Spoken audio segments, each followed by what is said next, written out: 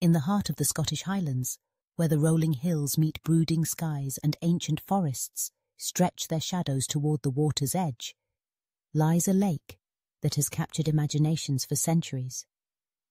Loch Ness, a ribbon of dark, peaty water winding for 22 miles through the Great Glen, is more than just a geographical landmark. It is a vessel for stories, for secrets, for the persistent pulse of mystery that refuses to be silenced by the relentless march of science and technology. Here, beneath the surface, something waits, or so the world has been led to believe. The legend of the Loch Ness Monster, affectionately called Nessie, is not merely a tale of cryptozoology, but a phenomenon that weaves together history, psychology, culture, and the universal human yearning for the unknown. To step onto the mist-shrouded shores of Loch Ness is to enter a liminal space, where the ordinary rules of reality seem to loosen and the mind becomes susceptible to wonder, curiosity, and awe. The first whispers of the loch's mysterious inhabitant drift back through the mists of time to 565 AD, when the Irish monk, Saint Columba, travelling through the wilds of Scotland, reportedly encountered a water beast in the River Ness. The tale is steeped in the aura of miracle and faith. A swimmer attacked, a beast repelled with the sign of the cross, and the seeds of legend sown in the fertile soil of Celtic folklore. For centuries, these stories meandered quietly, sustained by fireside retellings and whispered warnings, but never rising to global prominence. That changed in the early 20th century, when the modern world collided with ancient myth. In 1933, a mundane car ride along the newly constructed road beside Loch Ness became the catalyst for a global obsession. The couple who claimed to have seen a massive, undulating creature crossing the road and vanishing into the water could not have predicted the tidal wave their account would unleash. Newspapers, hungry for sensation, seized upon the story, breathing new life into the Loch Ness legend. The monster was no longer a relic of the past. It had become a creature of the present, a mystery for the modern age. The following year, the legend crystallized into an image. The surgeon's photograph, as it came to be known, presented the world with what appeared to be incontrovertible proof. A grainy black-and-white picture of a long-necked creature rising elegantly from the water. The photograph radiated an eerie authenticity, its subject reminiscent of the prehistoric plesiosaurs that once ruled Earth's seas. For decades, this single photo was enough to fuel countless expeditions, debates, and dreams. Yet, as so often happens with mysteries, the truth was more complicated. In 1994, decades after the image had become iconic, one of the men involved in its creation confessed to the elaborate hoax, a toy submarine topped with a sculpted head and neck. The revelation should have been the end. But it wasn't. By then, Nessie had taken on a life of its own, transcending any single photograph or testimony. The world had seen the monster, and belief, once ignited, is not so easily extinguished. Since that time, the number of reported sightings has surged into the thousands. Each story is a thread in the tapestry. Some are quickly unravelled as hoaxes, others dismissed as misidentifications. Floating logs, playful otters, rogue waves, the tricks of light and shadow on water. But a stubborn handful of encounters remain stubbornly resistant to explanation. These are the stories that keep Nessie alive. Consider the 2007 video footage, in which a large, dark form glides through the water, a string of humps tracing a serpentine path just beneath the surface.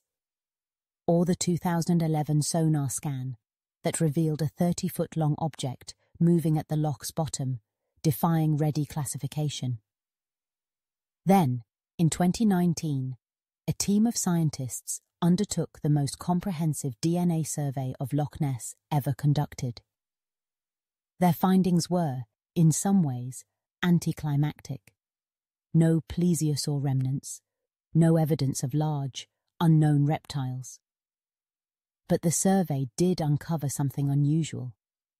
An abundance of eel DNA, far more than expected. Could Nessie be a colossal eel, a freak of nature lurking in the black depths? Or is this yet another attempt to rationalize the irrational, to corral the wildness of myth into the tidy paddocks of science? To understand the allure of Nessie, one must also understand Loch Ness itself. It is not a typical lake. Its waters are so dark with peat that visibility is limited even a few feet below the surface, making it an ideal setting for secrets. At its deepest, the loch plunges over 800 feet, deeper than the North Sea in some places. Its length and narrowness create perfect conditions for standing waves and optical illusions. Some researchers speculate about hidden caves and underwater tunnels that might connect the loch to the sea, providing an escape route for any creature wishing to avoid human eyes. Others suggest that the loch's topography itself is a collaborator in the myth, generating strange echoes and shapes that tantalize the imagination. Over the years, the legend has grown to encompass more than just a monster. Local folklore is rich with accounts of strange lights flickering in the highland sky above the water.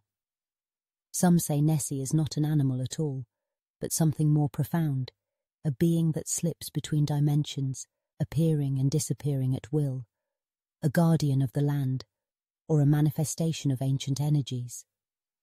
Echoes of druidic rituals, worship of water spirits, and tales of glowing eyes on moonless nights infuse the loch with a sense of sacredness and danger.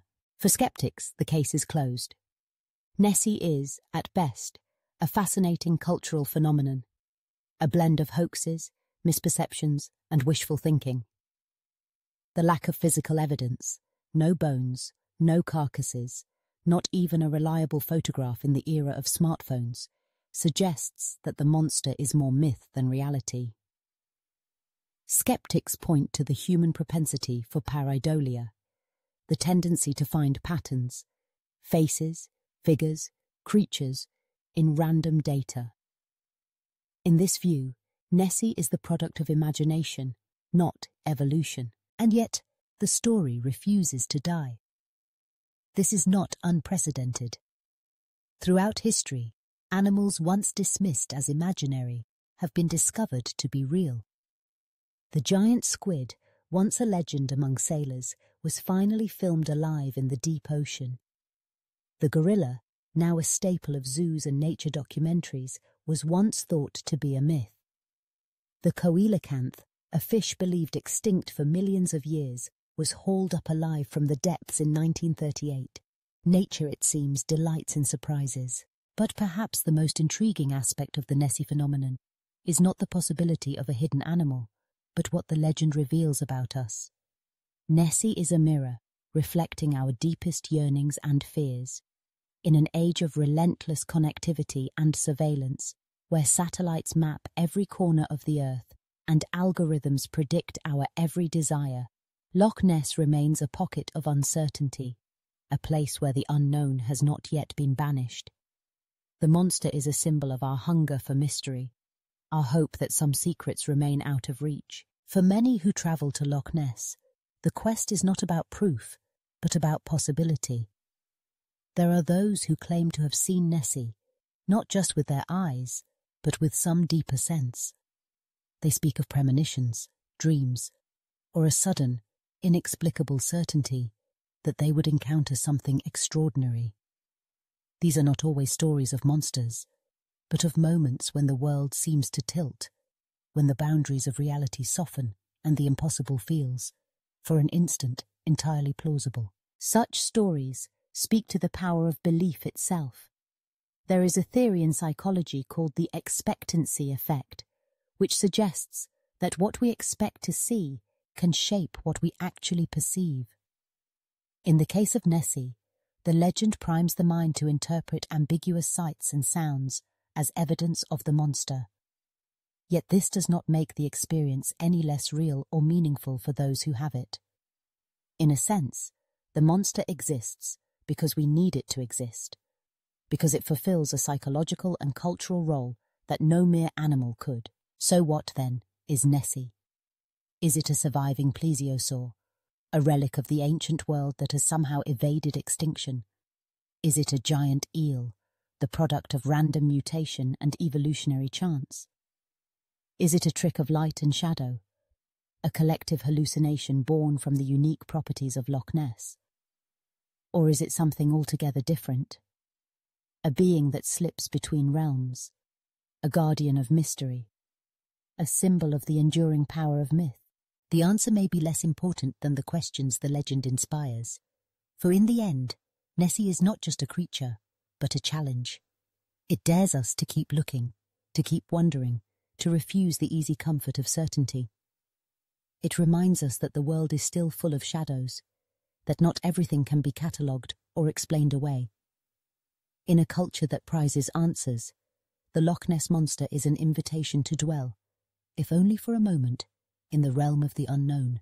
As dusk settles over the loch, and the last light fades from the hills, you might stand on the shore and listen to the wind whispering through the reeds. You might scan the water's surface, hoping for a ripple, a shadow, a glimpse of something other. You might feel the weight of centuries pressing down, the pulse of legend thrumming in your veins. In that moment, whether or not you see the monster is almost beside the point, for you will have brushed up against the mystery, felt the thrill of possibility, and tasted the sweetness of wonder. This, ultimately, is Nessie's legacy, not a fossil or a specimen, but a living, breathing question, a reminder that the world is stranger, deeper, and more enchanted than we sometimes allow ourselves to believe. The Loch Ness Monster is a story that refuses to end, a mystery that grows larger the more we seek to solve it. In an age that hungers for certainty, Loch Ness remains a sanctuary for the unknown, a place where the shadow of a monster can still stir the soul. So the next time you find yourself near those dark waters, take a moment to look, to listen, to let your mind wander. For Nessie is there, somewhere, if not in flesh and bone, then in the shimmer of imagination, the persistence of hope, the enduring power of myth. And perhaps that is enough. Perhaps, in the end, the greatest monsters are those we carry within us, the ones that remind us to keep searching, keep dreaming, keep believing that there are still mysteries left in the world. For as long as the fog drifts across Loch Ness, as long as the hills hold their silence and the water keeps its secrets, the legend will endure. Nessie will remain, watching from the depths, slipping between worlds, calling us to the edge of the unknown, and in that call we find not just the monster, but ourselves.